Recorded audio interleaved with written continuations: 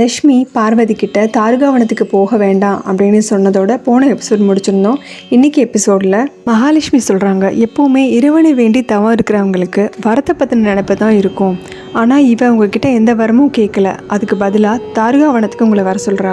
உங்களோட காலடியில் இருக்கக்கூடிய துகள்கள் எடுத்துகிட்டு போனவ உங்களுக்கு தீபாவளி காமிக்கிறதுக்கே அங்கே கூப்பிடணும் அப்படின்னு சொல்லி கேட்டுட்டு, எனக்கு என்னமோ இதில் தப்பாக தெரியுது அப்படின்னு சொல்லிட்டு இருக்காங்க லக்ஷ்மி. அப்போ நாராயணனும் அங்கே வர்றாரு. அவர் சொல்கிறாரு, லக்ஷ்மி சொல்கிறத நானும் ஏற்றுக்கிறேன். கடவுளுக்கும் எச்சரிக்கை தேவை, மனுஷங்களுக்கு மட்டும் கிடையாது. அதுக்கு பார்வதி சொல்கிறாங்க, அவளோட பக்தியிலையும் அவளோட எண்ணத்துலையும் அவ்வளோ தூய்மை இருந்துச்சு, அவளுடைய தோற்றமும் ரொம்ப மங்களகரமாக இருந்துச்சு அப்படின்னதும் நாராயணன் திரும்ப சொல்கிறாரு, ஒரு விஷயம் நம்மளோட பார்வைக்கு மங்களகரமாக தெரிஞ்சதுன்னா கூட அதுலேயும் நம்ம எச்சரிக்கையாக தான் இருந்தாகணும்.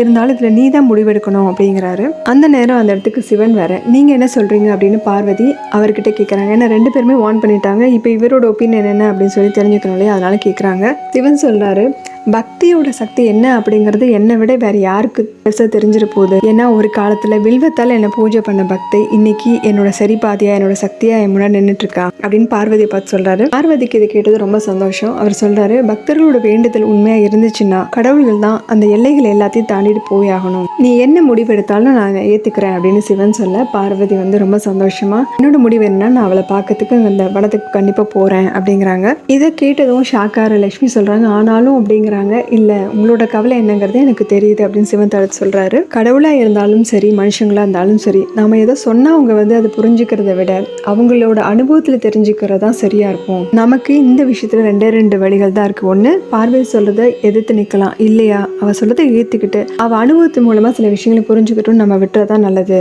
பார்வதியோட சரிபாதிங்கிற முறையில அவளோட எந்த ஒரு டெசிஷனும் நான் ஏத்துக்கிறேன் அப்படின்னு இவர் சொல்ல, பார்வதி இதுக்கு ரொம்ப சந்தோஷப்படுறாங்க. ஸோ இவர் கிரீன் சிக்னல் கொடுத்துட்டாரு. இவங்க தாருகாவனம் கிளம்பலாம் அப்படின்னு முடிவு பண்ணிட்டாங்க. அடுத்த காட்சியில தாருகாவனத்தை காமிக்கிறாங்க.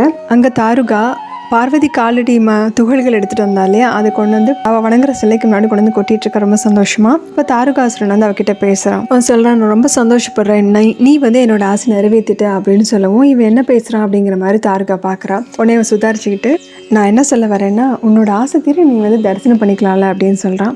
உடனே தாருகா சொல்றா, அவங்களுக்கு கிடைச்ச ஒரு கணவன் மாதிரி எல்லா பெண்களுக்குமே கணவன் அமையணும். ஏன்னா நம்ம தேவர்களுக்கு எதிரிகள் தெரிஞ்சிருந்துமே மகாதேவர் தன்னோட மனைவியை நம்ம இடத்துக்கு அனுப்புறதுக்கு சம்மதம் தெரிவிச்சிருக்காரு. பார்வதி இங்க வர்றது நம்ம செஞ்ச பாக்கியம், அவங்கள நம்ம சிறப்பா வர வைக்கணும் அப்படின்னு சொல்ல, தாரகாசுரன் சொல்றான், அந்த ஏற்பாடெல்லாம் நானே செஞ்சுட்டேன், ஆனா நான் சொல்லது நீ செய்வியா அப்படின்னதும் அப்போ அவன் சந்தேகமா பாக்குறா.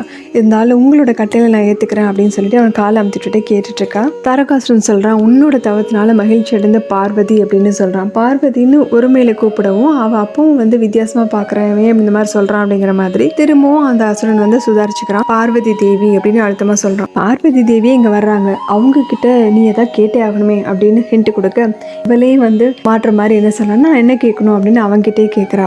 இப்போ ரொம்ப திமிரோட தாரகாசுரன் சொல்றான், நீ என்ன கேட்கணுங்கிறது சும்பன் நிசிம்மனுக்கு சொல்லுவாங்க அப்படிங்க.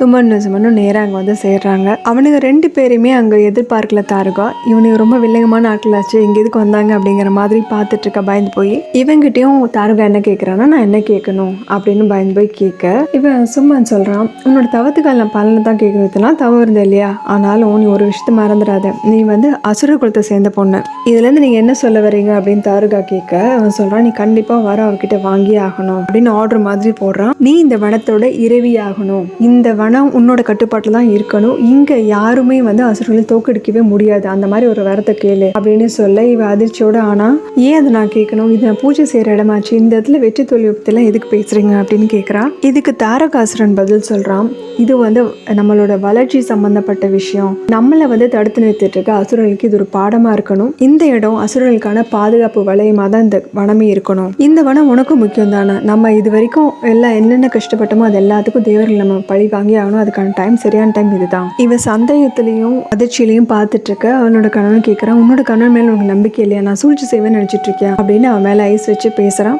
இங்க பார்வதி தாருகாவனத்துக்கு ரெடி ஆயிட்டாங்க. அவங்க கேட்கறாங்க, நான் இது வரைக்கும் எந்த பக்தரோட வீட்டுக்கும் போனதே இல்லை, நான் அங்கே போய் என்ன செய்யணும் அப்படின்னு கேட்கவும், சிவன் அப்படின்னா அப்படின்னு கேட்கவும் அவங்க சொல்லாங்க, நான் எது செய்யணும் எது செய்யக்கூடாது எது சரி தப்புன்னு எனக்கு சொல்லுங்க அப்படின்னு கேட்கவும், சிவன் சொல்றாரு, ஹிருதயத்தோட சொற்படி கேட்டு நடந்தோம்னா எல்லாமே சரியா தான் நடக்கும். ஹிருதயம் சொல்றது கேளு, எதுக்கும் பயப்படாம முடிவிடு. அதோட முக்கியமா ஒரு விஷயம் என்னன்னா, எந்த சங்கடம் வந்தாலும் அதை பார்த்து பயப்படாத. அப்படி நீ அதை எதிர்கொண்டேன்னா அதுதான் அதோட முடிவோட ஆரம்பமா இருக்கும். சிவனுக்கு அங்க என்ன நடக்க போகுதுங்கிறது தெரியும் இல்லையா? அவர் எப்படி பார்த்துட்டு யோசிச்சுட்டு இருக்காரு. அப்போ அவங்க சொல்றாங்க, சரி நான் கிளம்புறேன் அப்படின்ட்டு அவங்களும் கிளம்பிடுறாங்க. இந்த பயணத்துல உனக்கு சரியான வழி கண்டிப்பா கிடைக்கும் அப்படின்னு எனக்கு முழு நம்பிக்கை இருக்கு அப்படின்னு சொல்லிட்டு இருக்காரு. இதோட இந்த எபிசோட் முடியுது. அடுத்த எபிசோட்ல பார்க்கலாம். நம்ம சேனல் சப்ஸ்கிரைப் பண்ணுங்க, பெல் பட்டன் பிரஸ் பண்ணுங்க, லைக் பண்ணுங்க, ஷேர் பண்ணுங்க. தேங்க்யூ.